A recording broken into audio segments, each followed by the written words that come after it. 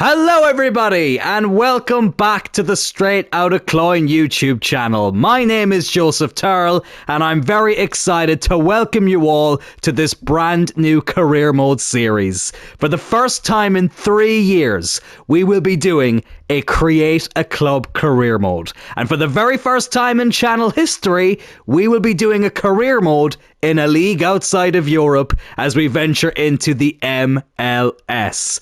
Allow me to introduce you to Real Miami. After seeing the success of Inter Miami under David Beckham's ownership, another celebrity who happens to share a birthday with the former England international has decided to set up his own club in a city that is very near and dear to his heart. He's going to look to lay the smack down on the candy asses of Lionel Messi and co, but more on him later. Let's get to setting up this brand new club. Of course, as a new team enters the MLS, that means that one team has to leave it. And of course, as we are based in Miami, that will mean that we will have to play in the Eastern Conference of the MLS. So the team we will be replacing is none other than Club de Foot Montreal. As some of you will know, we did a career mode with the French-Canadian side where we took them from the MLS and put them into the French Football League, where we had quite a bit of success in that series. So let's just say in this universe, they're going to be in the French League and we take their place in the MLS as a result. And then when it comes to picking a rival, there was only going to be one option, and that is those pink jabronis over at Inter Miami. Here is a quick look as well at the kits we will be rocking this season. Pun very much intended there. I think you can safely say that these kits right here are the most electrifying football kits in all of sports entertainment. And here is our brand new 30,000 seater stadium, the Brahma Bowl. Old Trafford is often called the Theatre of Dreams, and this stadium will often be referred to as the People's Stadium. And just above the squad there, you can see our brand new badge. I tried to get as close as I could to something that looked like a Brahma Bull, and that was the closest thing I could find, and I don't think it's that far off, so yeah, I'm pretty happy with it.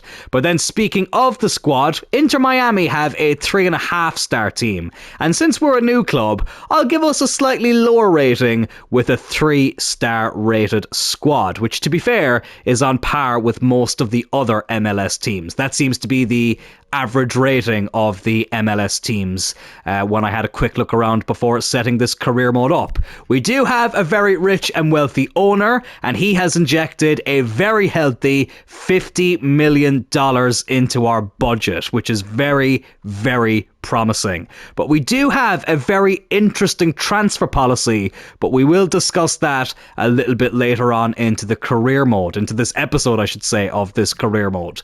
In terms of the board expectations, we've gone with custom. It is going to be very heavy on domestic success because unfortunately the CONCACAF Champions League, or the Champions Cup I think it's now called, is not in FC26, which is a massive shame. But look, it is what it is. I'm still very excited about taking part in the MLS for the very first time in a career mode. This is not only the first time I've done a career mode in the MLS on the channel, lads.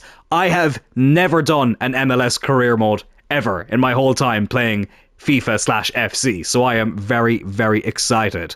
Financial stability is going to be a very important objective for us too. Fan base devotion will be a crucial factor in that, so we're going to keep that very high as well. And then for the Youth Academy, we'll keep it at medium. I'm definitely going to be using the Youth Academy, but since this series will be maybe 2 seasons max, I won't put it as a crucial objective for us.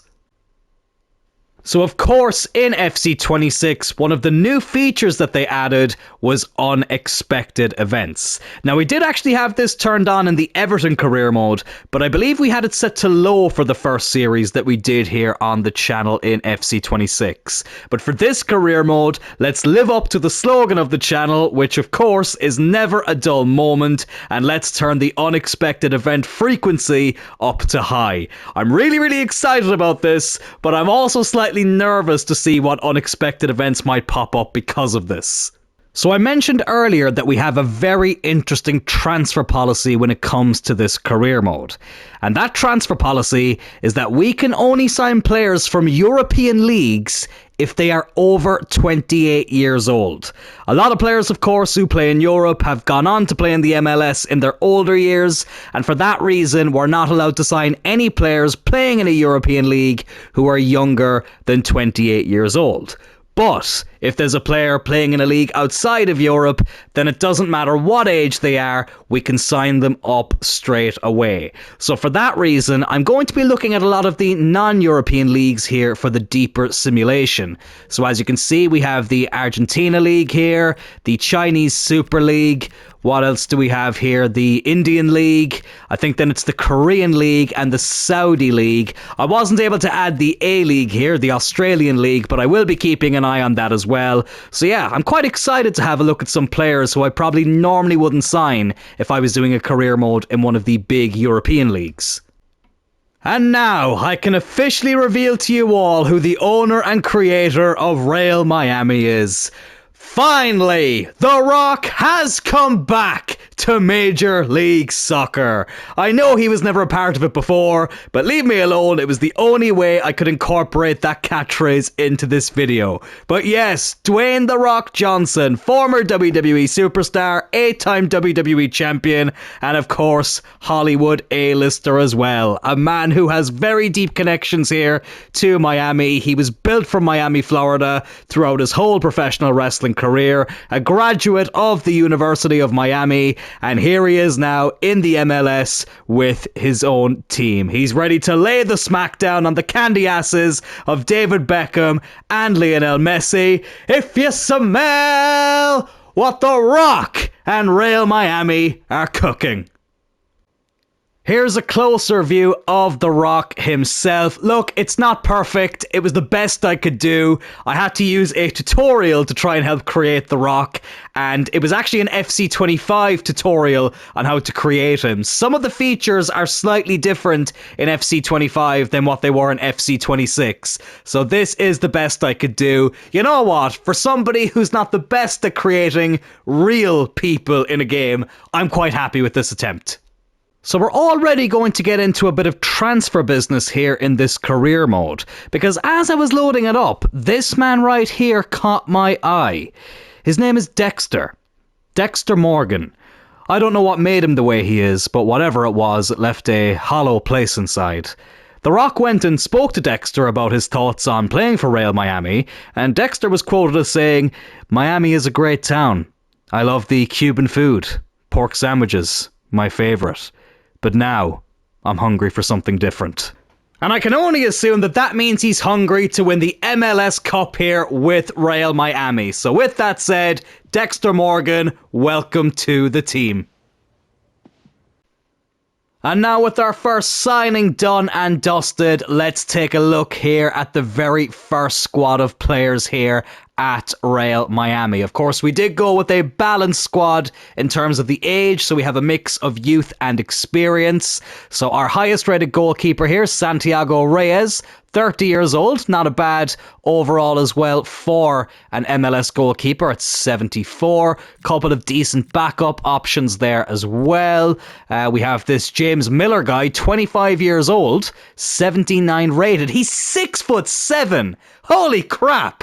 Well, I think he is going to have to be somebody we keep for the entirety of this series. I don't know who currently is captain in this team, but who else better to captain a team than a 6'7" centre-back? That is absolutely insane. Matt Riley looking quite decent there as well. Anthony Lewis looks okay. We've got this Figueroa is probably actually how you say it. 28 years old, 77 rated, looking pretty decent. We are going with a 4-3-3 attack formation, so I will have to try and convert him into a centre midfielder. Anybody else standing out here? Of course, we have Dexter Morgan. Here's the captain, Shane Bailey, 31 years old, 74 rated. Christian Wood looking quite decent there as well, 79 rated at 23 years old. But because we've just signed Dexter Morgan, I'm probably going to look at changing Wood's position. It says he can play striker, but I might try and see if I can get him to play as a winger. Speaking of strikers, Ramiro Dominguez looks pretty decent, and other than that, the strikers don't look that great, so we probably will have to go in for another one. But look, it's a decent looking team. This is what I love about Create a Club career modes, is that you get players who are unique to the series that you literally couldn't get in any other series that you play. So I'm quite excited to see how these players fare out when we give them a chance. And this is the starting 11 that I have assembled here. Basically, this is the best I can do with the options that we have in terms of using this formation here. As I said, we're going to go with the 4-3-3 attack to kick things off here. And that does mean that our new signing, Dexter Morgan, who we signed to play as a number 10, is actually going to have to start out as a winger, because Wood, it was going to take him like 500 weeks or whatever it was to become a winger. So I just thought there was no point in even trying it. So for now, Dexter will start on the left, Wood will start as the number 10, and that does mean that Bailey is going to have to start on the right hand side for now, even though he is slightly out of position. But look, I'm still quite happy with the team. We can always change the formation down the line, but I kind of had my heart set on using this formation from the get-go. But I'm pretty happy with how it's looking. I tell you what, especially that front line. 74 rated on the right, 76 rated on the left, 78 rated up front with a 79 rated number 10. I don't think that's too bad, to be honest. I think that's pretty damn good for an MLS team. In terms of the midfield, Figueroa, I think he's only going to take like 16 weeks to become a centre midfielder, I think is what it was saying, so that's not too bad. We've got Smith here alongside him. Look, 69 rated at 28 years old. It's okay for now, but I think we will have to probably go for a centre midfielder in this transfer window. The defence is looking pretty decent. We've got Lewis here, who is originally a right back, but because he's left-footed, we'll train him to be a left back. We've got the man mounted himself, Miller, there alongside Riley, and for now we have this Mike Ambrose guy here at right back, but that's probably a position we're going to have to improve in as well. Reyes can start in goal. The bench, it looks okay. We've got a decent backup left back there, two decent backup left backs actually. He's right-footed, Young. Okay, that's actually not too bad. For some reason I thought he was left-footed, so we can always convert his position and make him a right back to be a backup for Ambrose, who is slightly older. So now I'm thinking maybe we sell Ambrose, keep Young as the backup, and bring in a higher rated right back. Yeah, I think that's what I'm going to do. So Mike Ambrose, we hardly knew you. It looks like you're going to be on the chopping block already. I have already transfer listed a few players. I'll show you the ones I've transfer listed there in just a moment. But yeah, this is how the squad is looking at the moment. And yeah, I tell you what, for a Create a Club career mode, 3-star rated, I don't think it's too bad. So these are the players that I've currently transfer listed here. I know it seems a little bit harsh putting people up on the transfer list before I've ever given them a chance, but I felt like I could justify why I've transfer listed each of these guys.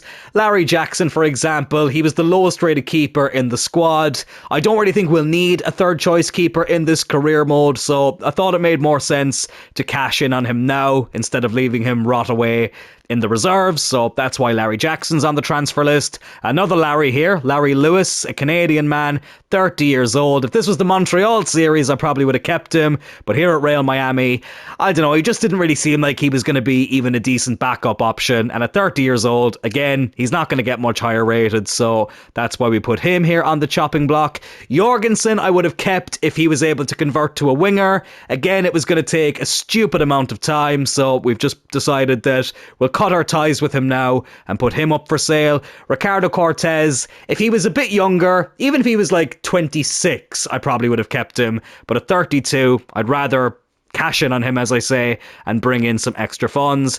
Ambrose we've already spoke about, and with Jesse Wright, it was going to take too long to convert his position. 69 rated at 29 years old. Didn't really think he was going to be able to add much to the team, especially when we don't play with the CDM, so that's why I've decided to put him on the transfer list as well.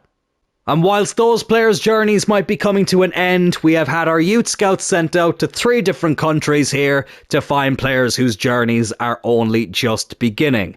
Now, I know the Youth Academy mightn't be the most crucial aspect of this career mode, at least not in comparison to what it will be in the next career mode that we do on the channel over the next few months, but I still wanted to incorporate it to see what types of players we can find.